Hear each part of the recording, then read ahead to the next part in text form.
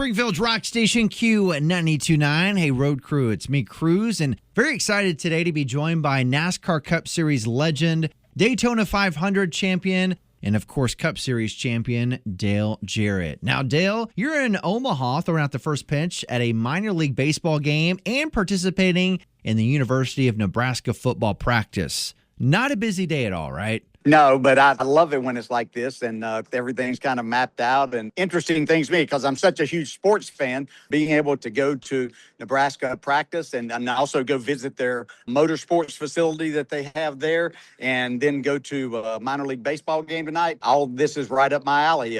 Just love sports and being a part of it. So how you feeling about that first pitch tonight? I can tell you this. I've done it for quite a few years, and so I've had that opportunity. But the one thing that I've found as I approach 70 now, and we'll turn that at the end of this year, 60 feet, 6 inches is a lot further away than what it used to be. I can tell you, I know the distance is the same, but my arm speed and ball speed is lacking. So I have to aim much higher than what I used to have to. No, I 100% feel that because a couple years ago when I was working on the country station, I threw out the first pitch and I underestimated it. I was like, oh, I got this. I don't need to practice. No, I was embarrassed in front of all the people. It was great. Easy to do, yes. Now, Dale, you've accomplished just about everything in NASCAR. When you visit communities for events, what does it mean to see fans of multiple generations still connecting with your career decades later? Yeah, that's the great thing about NASCAR racing is I think that our fan base is so dedicated to the sport and understanding not only where the sport is today, but where it came from. It really gives you a good feeling about the NASCAR fans and that, NASCAR's, they've gotten a lot of criticism over the years, but I really feel like that they've done a tremendous job in keeping the fans engaged with what's going on and the fans get a real connection with them because we allow them to have so much access to us at the racetracks and because we do a lot of things away from the racetrack for sponsors, whatever it may be for, that we get that chance to kind of get up close and personal, if you will. And then for them to stay connected. And I'm someone that's now been since 2008. That was the last time I drove a race car, but fans don't treat you any differently. They look at you in the same light and appreciate that a lot. No, you're 100% right because you won't get the same access at an MLB game or an NFL game, but NASCAR really takes good care of their fans. You can buy packages, get down on the track itself, see the cars up close and personal. And from a media side, they always take great care of us when we're up there. Now, Dale, if you could give one piece of advice to a young racer hoping to reach the Cup Series, what would it be?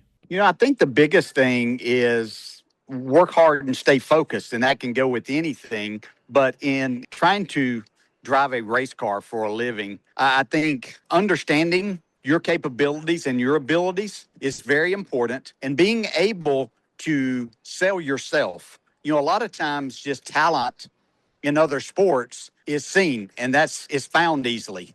There are so many young racers around the country that a lot of times just go unnoticed because they might not have the money to race at big places or something like that. And so many times we're not even getting the very best of what young talent might be out there. But to those people is be ready and willing to promote yourself. And if your parents can help you do that, that's wonderful. But in trying to make it in a world of auto racing, you have to be willing to talk about yourself, to sell yourself. Everybody's looking for sponsorship in some way, shape, or form, regardless of what level they're at. So be willing to take that initiative and do that and talk about yourself and always make sure that you're presenting yourself in a very good way, if it will. And I'm not telling people how to dress or how long to have their hair or how short to have their hair or anything else, but make sure you're presentable because you're talking to people about maybe funding your career and helping you move your career forward. So there's nothing easy about it, but it's so gratifying if you're able to make that and meet that challenge and move forward in your career. Hopefully you just heard that, young racers. That is great advice from a NASCAR legend. Now, Dale, NASCAR brought in a revised championship points format this season. As someone who raced under different systems, what do you like most about the current format? And is there anything that you'd change? At this point in time, there's nothing that'll change. So I'll get that out of the way right now. I like the format. I actually raced in the chase format, gosh, probably the last 4 or 5 years of my career, 4 years, I think it was, of my career. I think it's a very rewarding and maybe the best rewarding system that we have in getting and paring it down. It's no different than what I raced under when I won my championship in 99 because it was totally points based. The only thing now is we're paring it down to 16 drivers and we changed it up a little bit. So that is the difference. But basically, if you're not in the top 6 or 7, your likelihood of winning is very slim. But you can still race hard. You can improve your position in the point standings, which is going to improve the payout at the end of the year. So I like all of that. But this way, the playoff format that we've had for I don't even remember how many years that's been, it was exciting. There were many of them that were very exciting. I never was a huge fan that we in NASCAR were taking and crowning our champion by one single race. It was only having to beat 3 other people. You didn't have to win anything. As it turned out, you generally had to win that last race if you were going to be the champion, but it wasn't a prerequisite that you had to win. You just had to beat the other 3 competitors. I like the fact that you're accountable for each and every race. You can't take a race off. You can't just say, well, we'll go next week. Sometimes you have to pick yourself up and realize that, hey, nothing we can do about that. Let's move on from here. But I really like the structure of it. I like the fact that the regular season champion gets a little bit of an advantage points-wise to start the chase side of it. And I think it's very fair for each and everybody that is out there. And there's no more just win and automatically being in the playoffs and into the chase. So I like what I see so far. I think it's shaping up to be very good. And it really shows the talent that you have to perform at every single racetrack. And that's the way it should be.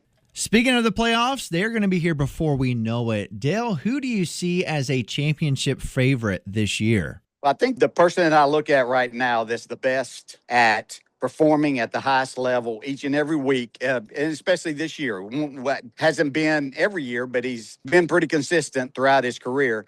And he's 45 years old now, and a lot of people are saying a 45-year-old can't win it. But Denny Hamlin, I think, is positioned best with this. It suits what they're doing this year. Even their bad days, just say at Iowa a couple of weeks ago, they had a brake issue in practice. They couldn't change it. They knew going into the race that anything could possibly happen. I mean, Denny could crash. They could be without brakes. They didn't know what was going to take place. They turned that into a very respectable finish, gained points, actually strengthen their lead in the point standings. And that's what championship teams are made of. And so I look at him as being at the top of the list.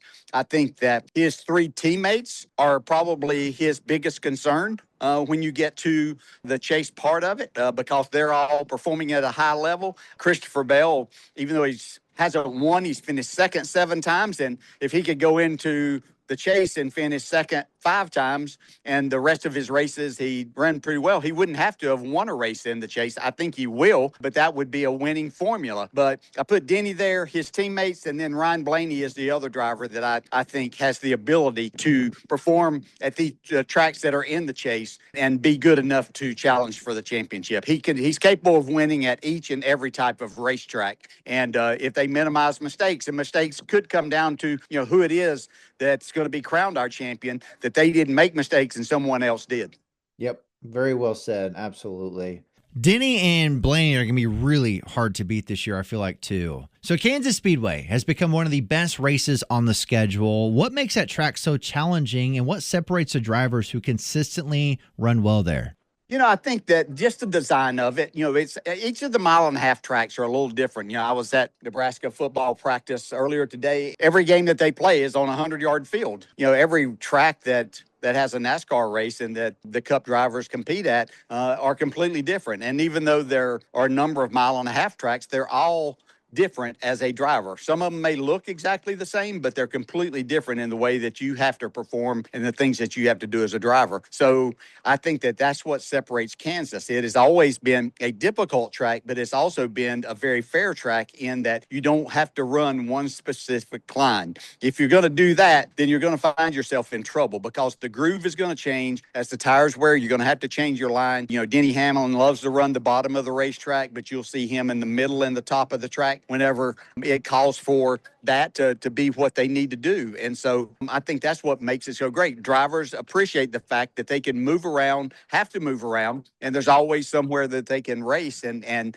make time better depending on what their car is doing. So it's a very fair racetrack. And I think that when the drivers look at the Kansas Speedway, the drivers that will be in the chase, I would say every one of them look at having a better chance to win there than what they will the 2 coming weeks after the Kansas race, which are mile-and-a-half tracks too at Las Vegas and Charlotte. That those are much more specific tracks and makes it more difficult to win on. And so I think that there's a lot of drivers that feel they have the opportunity to go run well and possibly win at Kansas more than some of the other mile-and-a-halves. Dale, you transition from being a driver to the booth as a broadcaster. When you're preparing for a race weekend, how much homework goes into a broadcast that fans may not realize? Yeah, being a part of the sport for so many years, it would be easy. When I was in the booth calling the races, I could have sat up there and called what I'm seeing and, never talked to anybody. But to be fully prepared, and my dad told me about this before I ever got in it, is that to be fully prepared, you need to talk to drivers, crew chiefs. There's a lot more work that, you kind of get out of it what you put into it, much like anything else that we do in our careers. And so that's the way that I have always approached it. I want to talk to the drivers. I want to talk to the crew chiefs. Sometimes I want to talk to the driver's wife and their family, if the opportunity presents itself. Just that gives you an idea of the mindset of the driver sometimes that you don't necessarily get from him. So there's a lot that goes into it, and I enjoy that side of it. It keeps me kind of intertwined with the drivers and what's going on, especially, as I get older and the drivers get younger, trying to keep that connection is of utmost importance. So there's a lot of work, even though we're not at the track as much these days. The time that I'm at the track, I spend down in the garage area coming up with as much information as I think will be relevant and needed to put on a good broadcast, a pre-race show, post-race show for the fans. Well, Dale, I feel like you're doing an amazing job as a broadcaster. Thank you again for your time today. It's always great catching up with you. And we're looking forward to the Kansas Speedway weekend. It's September 25th through the 27th. Of course, listeners, you can get your tickets at kansasspeedway.com. Dale, thank you again for your time today. It is always good catching up with you. Looking forward to it, and looking forward to being back in Kansas at the end of September. We'll see you there. NASCAR Cup Series champion, Daytona 500 champion, and of course, NASCAR Hall of Fame class of 2014, Dale Jarrett, joining us on Springfield's Rock Station Q92.9.